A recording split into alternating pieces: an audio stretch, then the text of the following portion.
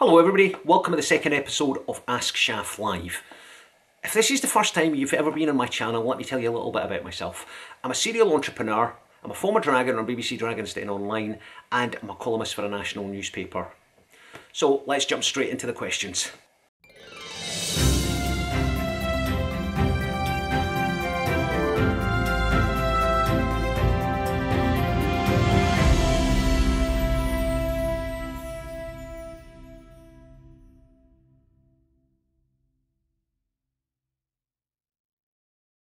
First question, Murray DL. Hi Shaf, my main residence has a garden in which I'm looking at building another property. Can you advise on the process?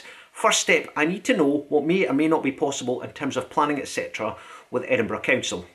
Right Murray, the first thing you need to do, and this will not cost you any money whatsoever, is you need to get an opinion from an expert, and an expert under the circumstances is going to be a local architect.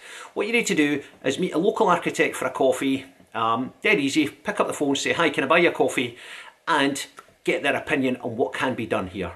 If you're struggling to find an architect, connect to me on LinkedIn and I'll introduce you to a couple. Reese Nibs, do you think rent to rent is good for easy passive income? Because you can have a management company. Reese, I've said it in my previous video, in my previous Ask Shaf Live. I've also basically explained in my rent to rent exposed, I don't think rent to rent is a strategy. Basically, it's a property strategy. As far as I'm concerned, rent to rent is a job, okay? You are effectively a property manager, and in most circumstances, you're not going to be a very well paid property manager. So no, personally, no, I don't think so. Marzi John, what do you mean about selling the plot separately to the property itself? Are you selling the land that the property is built on separately? Marcy, I need to try and explain this a bit better. What I need to do is talk about a deal I did a couple of years ago. Now, I've actually mentioned this deal in an upcoming episode of Get Real Estate. Okay, so I don't know if the episode will be live by the time this Ask Shaf Live is uploaded, but in the third episode of Get Real Estate, I go into this in a lot of detail. But essentially, what happened was I had a meeting in Bo'ness. Now, Bo'ness is a town just outside Edinburgh, and I had a conference call later on. The meeting overran. I knew I wasn't going to be in time for the conference call, so I decided to pull up in a quiet side street. So I pulled up in a quiet side street, did my conference call in the car, and then just as I was about to drive off, I noticed a sign for a property for sale, and it was a former care home, and I had a look at it. I picked up the phone to the agent. I ended up purchasing the property for £220,000 because it was priced as a vacant commercial property. So I purchased it for £220,000. Then, basically, I decided that it'd be really easy to turn this property back into a residential property. The property had a huge garden. My original idea was I would split it up into two parts. I would sell the main house and part of the garden as one, but in the end I decided to sell the whole thing. Now, I sold the whole thing. A couple of weeks later I agreed a deal for £375,000 from recollection. Now, effectively, the person that has bought this property, what they're going to do is they've got a residential mortgage in that property. So they will move into that property and they will spend time effectively renovating it, bringing the house up to standard, and the end value of that property will be £600,000. So what I'm trying to say, when I use my example in my previous video, is, you know, had I wanted, or somebody else could have done this, they could have bought that property for £220,000.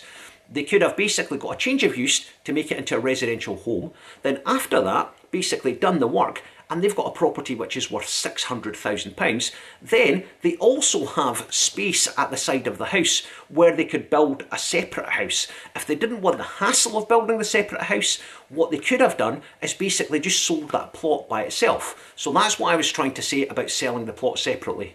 But really, I think you should just go and check out episode 3 of Get Real Estate, and that'll explain this in a lot more detail. Herman Pete, please do a video on residential buy-to-let.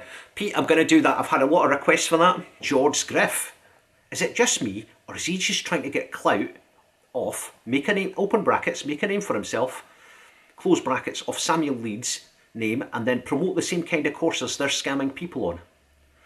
Okay, let me answer that in two parts for you. Firstly, I think I stand on my own 2 feet as an entrepreneur. I've had umpteen successful businesses that have been documented in the national press. My businesses have resulted in me being featured all over the Sunday Times Rich List regularly. I've been a dragon, BBC Dragon's Den Online. I write for a national newspaper. I advised the Secretary of State for Business during the last recession. I was a member of a forum called the Entrepreneurs Forum. So I think I can stand on my own 2 feet, so I don't need to leverage anybody else's name. As for your point, then promote the same kind of courses they're scamming people on. Well, I'm not trying to sell you a course. Have you seen anywhere where I've turned around and said, pay me £700? I've not even asked for a pound. I'm putting this information out for free at the moment because we're in lockdown, okay? I'm inundated with questions and I thought, you know what? I should do my part, okay? I'm not super busy at the moment. I should do my part and help people out. So I decided to produce some content and stick it out on YouTube. So no, I'm not trying to promote any courses, but thank you for the question. What is your view on REITs and dividend stocks as passive income sources? A REIT is a real estate investment trust, by the way, if you don't know. Adam, that's a really, really good question, actually, and that's given me an idea for a future video. I think I could do quite a good video on that, so I will add that to my to-do list of videos. So please subscribe to the channel, hit the notification bell, and as soon as it goes live, you'll be notified. Hassan Patel. Do you have any advice on formal real estate education that's not by Furus that you can suggest? I'm looking for the best way to do due diligence on a property and how to negotiate a better deal on a property. Hassan, the advice I would give you, mate, is basically, first thing is, you've got to have a broad education. I basically was a law student, okay, and I've ended up being an entrepreneur. But being at university taught me a number of things, which at the time I didn't even realise I'd learned these, but it taught me basically how to think critically. It taught me analytical skills. It taught me how to gain knowledge and apply knowledge. It helped me build up my network. So one of the best things you can do is study at university, study at college, and that will give you a broad base to develop on. And then from there, the best advice I could give you really is there's lots of free information out there. What you're going to get in one of these property training courses, you could probably pick up from a book on Amazon. Now, over the years, I've read a lot of books, and I'm going to do a video on what I think are the current best real estate books, and I'll do a video on that subject. Shane Towie. Hi Shaf, what would you do if you were an 18-year-old interested in property? How would you go about learning it? Shane, refer back to my question about going to university. I think that's important that you have or college, that you have a broad sort of base, okay? So I think that's important. And then just refer back to my same question that I've answered for Hassan. Jack Barlow. Could we do a beginner's guide to property, please? Jack, I'm already doing that as part of my Get Real Estate series. I'm focusing on commercial property. I think what I'm going to do next is basically do residential property. And over the course of the next few months, I'll be putting out a lot more videos which you can refer to, etc. And it will teach you the basics. Shaf, what businesses would you most like to enter and why? I've already touched on a couple of businesses I'm doing. I've touched on my crowd kitchens business. Okay, I think this is a phenomenal business because it's got a real estate angle on it, and then it's basically got the additional angle of we run the operating company or the opco, which rents out the kitchens. Over and above that, I can think of several ways we could diversify that business. We could build an app, okay? We could build an app which allowed effectively our tenants to aggregate their purchasing for the raw materials they're buying. So I like that business, okay, because it's got a number of angles, and technically it's actually two businesses, so I like that. I also like technology businesses. Technology businesses, if you come up with the right thing, they're dead easy to scale. Other businesses I like are trading businesses. Trading businesses are businesses where you buy and sell goods and services. And if you can basically come up with the right idea, you can execute it properly, you will do exceptionally well out of them. Now, my property business, I run that as a trading business. I mean, that sounds really strange, but in my head, I'm a shopkeeper, okay? So I'm a shopkeeper, and at any given point in time, I have 30 to 40 million pounds worth of property, and all of that property is available for sale. But while it's available for sale, it provides me with income. So, for example, I did a video on a property that I purchased. It was a pure gym. I'll leave a link for it below. I bought it in an auction. Now that property there, it's got a rent-free period at the moment, but when the tenants start paying me rent, I will basically have that property and it will generate me an income, it will give me a return, and at the same time, if somebody made me the right offer for that property, I would sell it. So every asset I have is available for sale. If you follow me on LinkedIn, you'll see all the time I'm posting, yeah, we bought this, we sold that, we bought this, we sold that. So I run my property company like a trading company. I'm actually going to do a video about this in the future as part of my Get Real Estate series. So basically, check that out when it goes live. Joe Martin, Would love to see a video on buying residential property from start to finish. Joe, I'll do that for you, no problems at all. It's already on the to-do list. Give me 2-3 weeks and I'll have that ready. Khalid Mahmood, can you tell us about the chair you use in your office and the pad thing you use to draw your funky graphics? Khalid, I'll go and check for you. I have no idea what kind of a chair it is. I'll go and find out for you right now. So give me a couple of seconds. Right, so the chair's called a Herman Miller and my computer is a Microsoft Surface Studio. Now, I need to be honest with you, I don't actually do the graphics for any of my videos. We have people in-house that do the graphics, so I don't do the graphics, but the reason why I have that is occasionally I need to look at drawings and I can increase the size of the drawings. I can zoom in, I can zoom out. That's why I use it. For my main PC, I use a Microsoft Surface laptop, which is connected to 2 monitors. G123, what do you think about buying property in emerging markets, particularly India, Bangalore and Pakistan? G, to be honest with you, I tend to stick to what I know, okay? So I know Scotland inside out. I know the area surrounding Edinburgh like the back of my hand, so I tend to stick to what I know. Because every time I do something which I haven't researched properly or I don't know it too well, I either lose money or I don't make the sort of returns that I basically forecasted in my business plan. So personally, would I buy property in other countries? Yeah, I'd maybe buy a holiday home, but as an investment, no, I probably wouldn't. Razwan, Shaf, can you tell us a story about how you made £2 million before lunchtime through a property deal? How did you source and complete such a deal? This is quite a good story. So basically, if you look at my first video, I'll leave a link for it, I decided that I was going to buy buildings, land, etc., where I could get planning permission. So I try and think out of the box when it comes to sourcing things. I don't do the traditional way. Yeah, I have agents which I rely on, but then I do my own sourcing as well. So I had to think about it, and I drove around Edinburgh and I had a look at all who owned huge buildings basically in Edinburgh, and there was a couple of furniture stores and the buildings were absolutely massive. And I thought, do you know what, if they ever sell these, I should put myself in a position to buy them. So what I did was I ran a credit report on the companies that occupied these buildings, and I found one of the companies actually owned the building. So I ran a credit report on it and I set up an alert on the credit report, so if the credit limit changed or anything like that, I would be notified by email.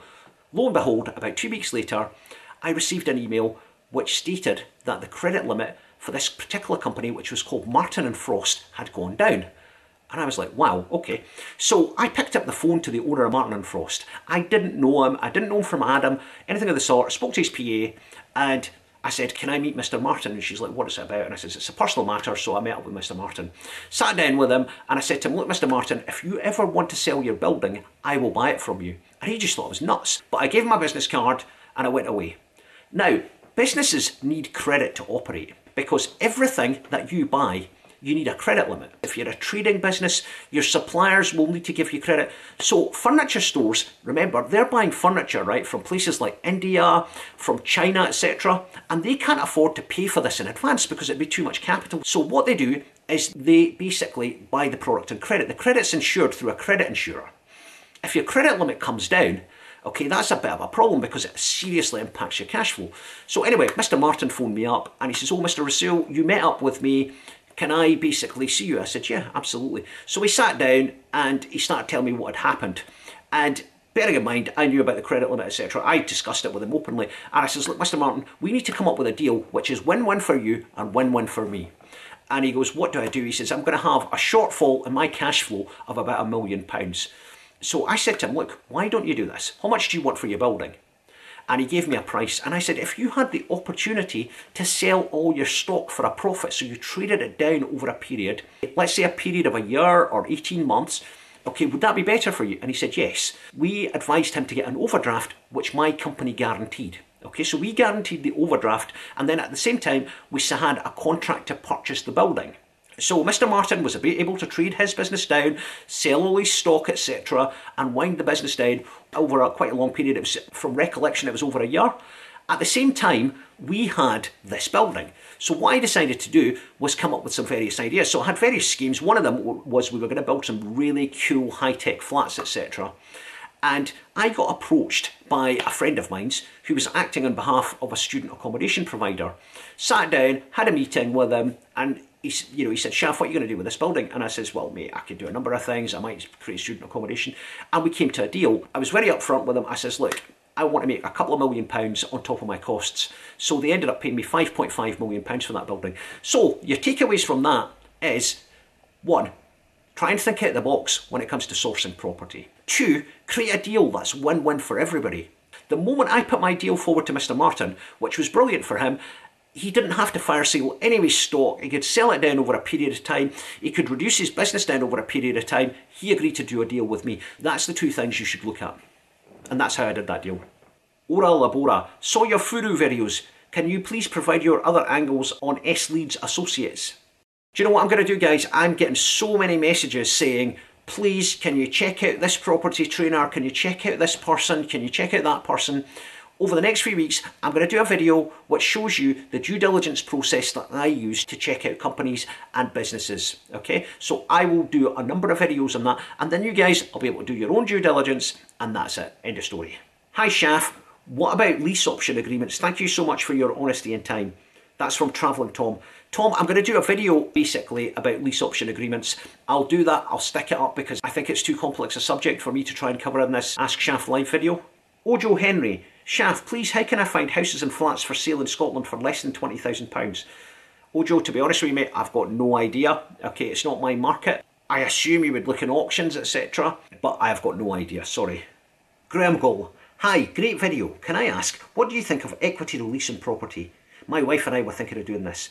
Graham, it can be a good idea depending on what you're going to do with the money. If you're going to take the money out and you're basically going to go on holiday, you're going to buy a flash new car, okay, I think that's a totally, really bad idea.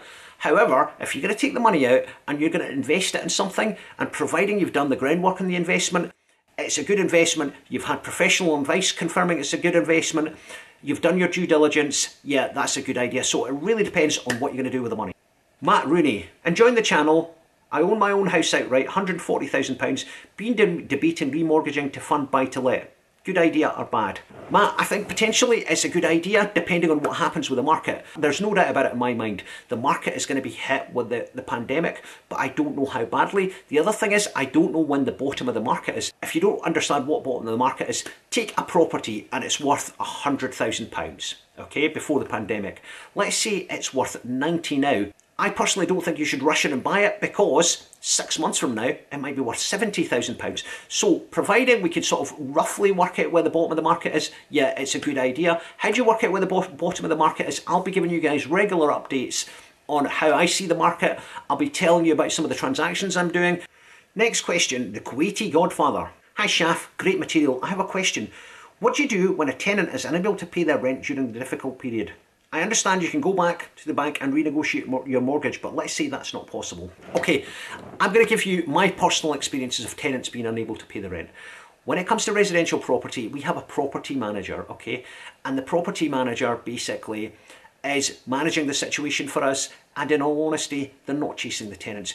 You've got to remember that we've just had a Conservative Chancellor telling us that this is a generation-defining moment. Okay, we will be judged by our compassion. Did you ever think you would hear that from a Conservative Chancellor? We've all got to stand together in this period. Now, if somebody can't pay their rent, okay, you're just going to have to suck it up. End of story. When it comes to commercial, what we're doing is basically, we're looking at it on a case-by-case basis. So we let to a number of large corporates, okay? So we basically let a couple of buildings to the Pure Gym. The Pure Gym have written to us and said, look, we want to take a 3-month payment holiday. So they don't want it rent-free, they want a payment holiday. We've written back to them and said, look guys, we're trying to run a business as well. How would you feel if we said, why don't you pay us 50% of the rent? They've not got back to us at the moment. My understanding is Burger King are doing exactly the same thing. Most of the big bookmaker chains are doing exactly the same thing. Our lender has been extremely supportive of the situation. Notwithstanding this, we can afford to pay our interest from the income that we get anyway. So that's the situation we find ourselves in. At the same token, there are a lot of people that are actually taking the Now, I was chatting to a tenant of mine's. Basically, this tenant owns a fish and chip shop, and the tenant basically called into the office. Call was diverted to my colleague's mobile, and then I called the tenant back, and he says, Shaf, I'm going to close my business down. And I was like, mate, why are you going to close your business down? And he says, well, it's really busy, but I'm not making any money. And I says, what do you mean you're not making any money? He says, well, previously we used to get a lot of walk-in orders. All the orders are now through Deliveroo and Uber Eats, and we have to pay them a huge fee. And I think it would be better for me to furlough my staff, Okay, so I'm going to furlough my staff, and at the same time, I'm going to get a grant from the government as well. And I was just like, mate, you're taking the utter. So some people are taking advantage of the situation, which I find disgraceful, but that's where we're at. Imran Ahmed, alongside property, as an entrepreneur, how would you make the fast pounds to assist the cash flowing slower pounds, meaning property, in order to generate wealth? I'm 21 with 2 rental properties and working full time, very hard for my money, but would like to set up a business to create this money faster and more tax efficiently. Imran, I don't know enough about you from that question to give you sort of bespoke advice, but what I will say to you is there is no such thing as get rich quick. Okay, it just doesn't happen. Yeah, you can work, you can work cleverly rather than working hard. You can think out of the box. You can basically do things differently from other people, which increase the amount of profit you make. There's no get rich quick scheme as far as I'm concerned. Okay, businesses that I've found in the past that have worked really well for me are trading businesses. Okay, I really enjoy trading businesses. A trading business is where you buy goods and services. It's a great business. You get an it's instant gratification. You see the sales dropping in, etc. Yeah, they're great businesses. As I've said, I don't know enough about your business to give you bespoke advice. Next question is from Eek, it's yours. If you had just £5,000 or £10,000, how would you go about using that to grow if you were living with parents and had no real overheads to worry about? The first thing is, £5,000 or £10,000, in my opinion, is not enough money to get involved in property. Okay, so, there's a lot of furu videos out there that will say, oh yeah, with £10,000 you can get a couple of rent-to-rents, or you can do a lease option. As far as I'm concerned, that's utter nonsense, okay? That's not real property investment. So that's what I wouldn't do. Now, I had a very similar situation. I wanted to teach my son about business. So what I said to him was, I said, look, I want you to take some money out from your savings, okay? I want you to take a couple of £1,000 and I want you to invest it. And he's like, Dad, what should I invest it in? And I says, well, you've got to make that decision. So I showed him how to do due diligence, okay? I said, you've got to make that decision and you've got to invest it. And we discussed various options. So the 2 options we came up with was 1, the stock market, which he did, and 2, he invested the money on a platform called Lending Crowd. For total disclosure, this video isn't to promote Lending Crowd. All I'm doing is basically recounting a story to you. So my son went on Lending Crowd. So what happens is companies go on Lending Crowd and they look to raise basically finance. So they offer a return. So this return can be 6%, it can be 8%, it can be 10%, it can be 12%. And what you have to do is you have to do due diligence on all of these companies. Okay, you have to look at the business model. You say, is the business model sustainable? What happens in a recession? Okay, if I invest £100 in this company, will I get my money back? Will I get a good return on my investment? And it forces you to think and it forces you to understand business models. So the first thing I would do, if I were you, is I would do something similar, okay? But don't take a huge amount of money. Take £1,000 or take £500 and do it for a couple of months.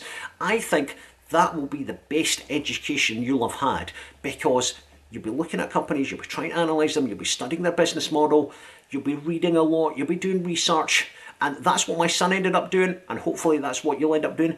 And from there, you'll be able to look at opportunities yourself and say, is this a good opportunity? Is this a good investment? So that's my advice to you.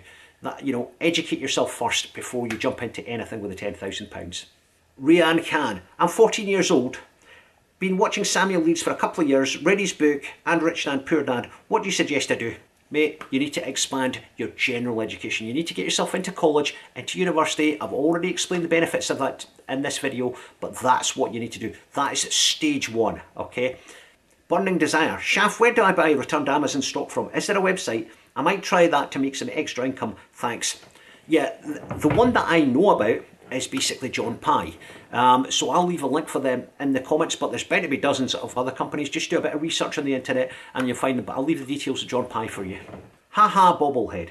Shaf, if you were starting it now with 5k, would you pursue a business consumer opportunity or business to business? Well, bobblehead, my preference has always been business to business. Any businesses that I've run, I've preferred business to business. Now, I had a company called Enet, which was a distributor and a wholesaler. So what that meant was our average transaction size was a lot higher. So I prefer that to dealing with thousands of consumers. We had a customer base in Enet of perhaps 3,000 clients. Then these clients all had hundreds and hundreds of thousands of clients. So I prefer to deal with less people, have a bigger transaction size. So I always go for business to business. Grace Phillips. Okay, Shaf, I have a question for you. My name is Joshua Naismith, I'm not Grace Phillips. By the way, I'm on my missus's YouTube. I'm 21 years old, I've secured a property in delayed completion lease option that requires refurbishment in Falkirk. I've been in the property for 8 months now, but little work has been done. I'm low on cash. I'm a plumber to trade, but getting started back into plumbing as a business would cost me thousands, and I'd rather spend it on the property. How can I increase my cash flow? What would you do if you were me? Terrible cash flow, but I have control of an asset that I'm trying to force equity into. It will be 7 bedrooms, 5 bedrooms, 6 reception rooms when finished. The purchase figures are 87,000 purchase price. The end value I'll estimate around 300 to 350. The rental income, if rented out as a large group serviced accommodation, can achieve 3,000 per weekend. These figures seem unrealistic, but I've done my research. Right, Joshua, just so I get this right, okay? You've got a property that you've got a lease option on, but you don't have any money to renovate it. You know, that's my understanding of the situation. Now, you haven't provided any additional information for me to make a sort of logical, analytical decision here, okay? Now, I don't know what it's going to cost for you to refurbish the property, etc.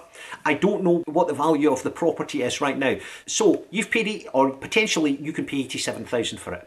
You know, it's worth 120 in its current condition, or 130 or 150, whatever. My advice to you is to sell it, get out of it and crystallise the profit. I've done that loads of times. So I'm going to give you an example. Just up the road from you, I bought a property in Bowness. I bought it for £220,000, and basically within 3 or 4 weeks, I'd agreed a deal to sell it for £375,000. Now, I could have held on to that property, I could have renovated it, I could have basically built on the side of the property, built another house, and I would have made 3 times as much money. But sometimes the best profit is the first profit. Secondly, as I said, I don't have enough information. Now, if I was having a look at that property personally for myself, I would go to the local go-to experts. In that area, the go-to experts, as far as I'm concerned, are Paul Rolfe and Co. They're in Linlithgow, just up the road. You also want to get an opinion of Sandy Falconer from Falconer Properties, and you want to get an opinion from Andrew Peel at Graham and Sibbald. Okay, these guys are all on LinkedIn. Just connect to them on LinkedIn, send them a message, get their opinions. It's not going to cost you any money to get an opinion. You know, they'll provide an opinion for nothing. But the bottom line is, if you can't get the money for it, you can't borrow the money from a bank, you can't find a JV partner, I think basically your only option, providing there's enough money in it, is to sell it. If you want to send me more additional information, I'll have a look at this again for you, okay? Just post it in the YouTube comments and I'll have a look at it again. Cheers, thank you.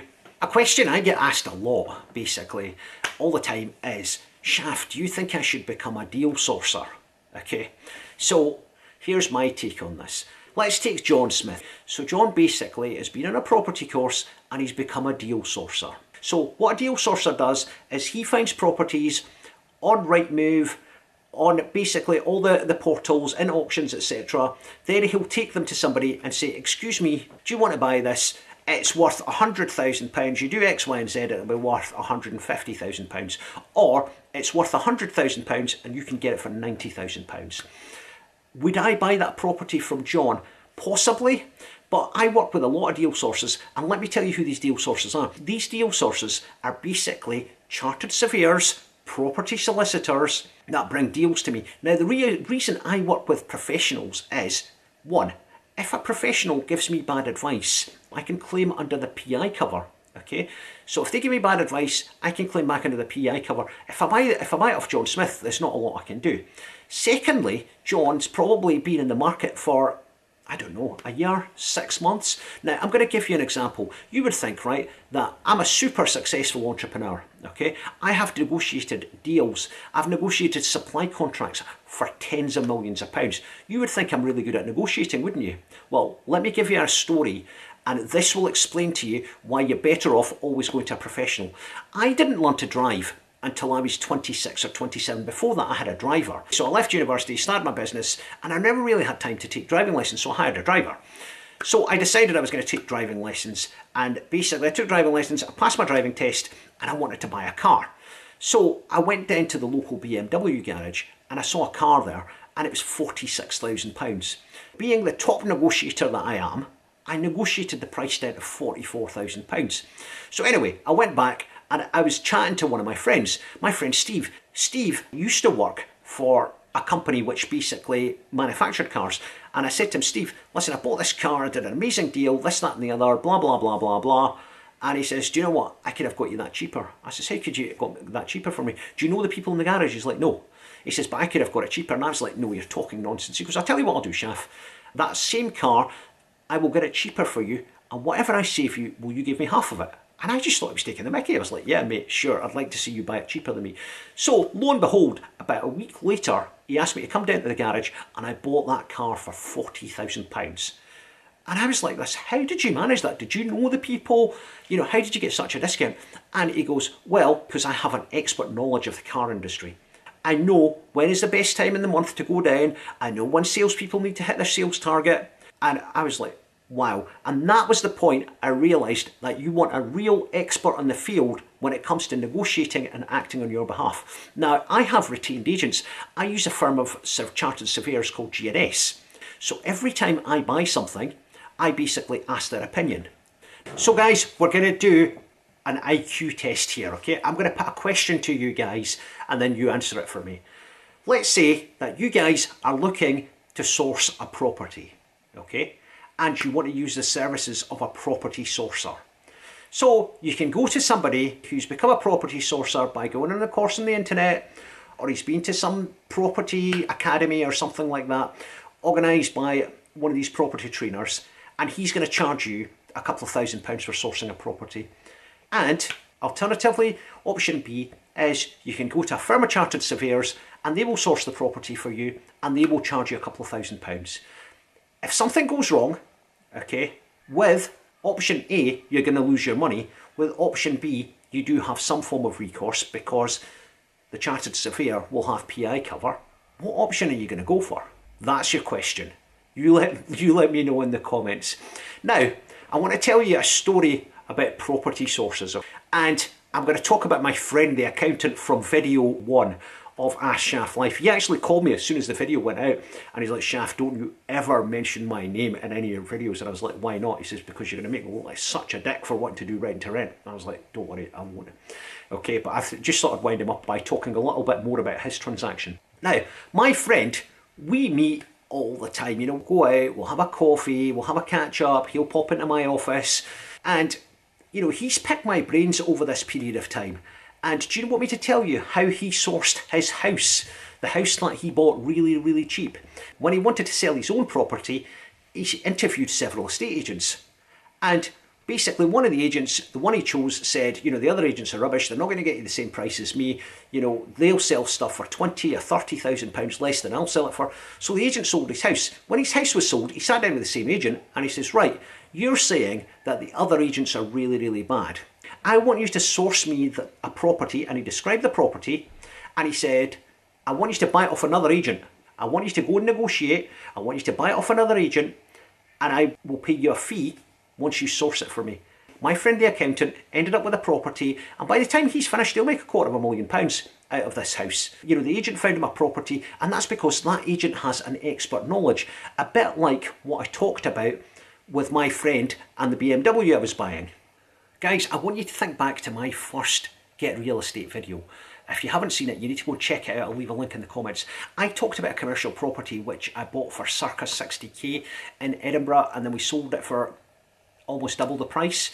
Now that deal was introduced to me by an agent. So the agent got an introducer's fee. He basically got a fee when we sold it as well. So that was introduced to me by an agent. Now, I would advise you to get an agent. But a lot of people, when I say that to them, they say, but Shaf, why would an agent act for me when there's people like you out there? They'll always pick up the phone to you first.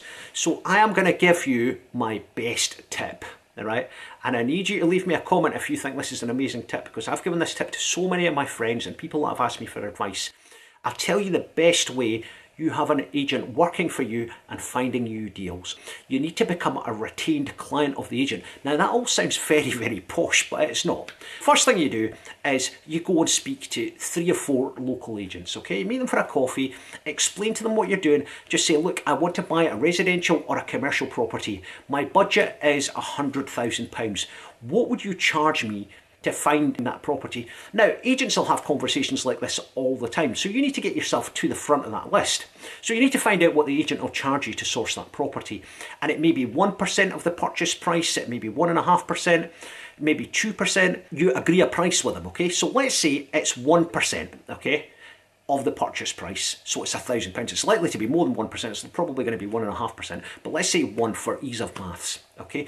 So the agent, once they find you the property, you have to pay them £1,000. But how do you make sure that you are going to be the first call that that agent makes? What you do is you sit down with the agent and you write out an agreement. You sit down and you say, right, this is what I want you to find me, okay? It's this type of property, this is what I'm looking for. I am going to pay you a fee of 1%, which is going to be approximately £1,000. So that's your heads of terms done, and you both sign it. And then what you do is you turn around to the agent and you say, do you know what I'm going to do? I am going to pay you half of the fee in advance. So I am going to pay you £500 of that fee in advance, and you need to find me a deal within the next year. If you don't find me the deal, I want you to give me the money back. If the agent agrees, and the chances are they will, because most of them do, you basically document that as well and both sign it. So the agent has then had half of the fee in advance from you, okay? He will try his damnedest to make sure he doesn't give you that fee back. So he has been retained by you and you will be his first call. Okay, so there's my tip there, guys. Okay, next question is from Harry Bryce. Something I struggle with is how to find people you can trust as a partner in business. So essentially, Harry, I think what you're saying to me is, Shaf, how do I find a business partner? The first thing, Harry, you need to do is sit down and define what you're actually looking for. What are you looking for in a business partner? So me personally, okay, when I was younger, I was quite impulsive, all that sort of stuff. And I've got a business partner in a property company I've owned for a number of years. And my business partner's an accountant, okay? So he used to be very conservative. I used to be very optimistic. And that worked really, really well. So essentially, what is the partner going to be bringing to your business? You need to sit down and have a think about this, okay? Because it's going to be some skills and it's got to be more than just money. Second thing is, the partner you're looking for, do you actually get on with them? There's no point in having a business partner, basically, you can't stand the sight of, or a business partner who has a different level of morals than you, because they may want to do things, you know, which are quite sort of borderline, which you don't agree to. So that's the second thing you've got to look at. Now, this may sound a bit silly, okay, but the third thing you've got to look at is, where does the business partner live? For example, so I'm based in Edinburgh. If I had a business partner and the partner was in London, it'd be very difficult. Yeah, we've got things like Zoom and all that sort of stuff, but where does the partner live? Then when it comes to actually finding a partner, okay, where do you look? The first thing I would suggest, and a lot of people sort of disagree with this, right, is basically look in your social circle. A lot of people say you shouldn't do business with your friends, but I tend to sort of disagree with this, especially if it's your first business. So look in your social circle. Second thing is, look in your professional network. Do you have, for example, a colleague that you worked with in the past that you got on with really, really well? You know, they've got a similar background to you. Could you work with them? Third thing to find, you know, is obviously networking. There's online networking, there's sort of face-to-face networking. So that's how I would suggest you find a business partner. But if you need me to give you any more information on this, please drop me a specific question in the comments below and I'll deal with it for you. J. Lal, I'm a construction business owner and want to start working on larger projects with my clients. Do you think it's a good idea to do a few jobs at cost? J. Lal, I think that's the wrong strategy. I mean, you've got to remember, construction projects take months to do. So what you're proposing is, do you think I should make no money for a period of months?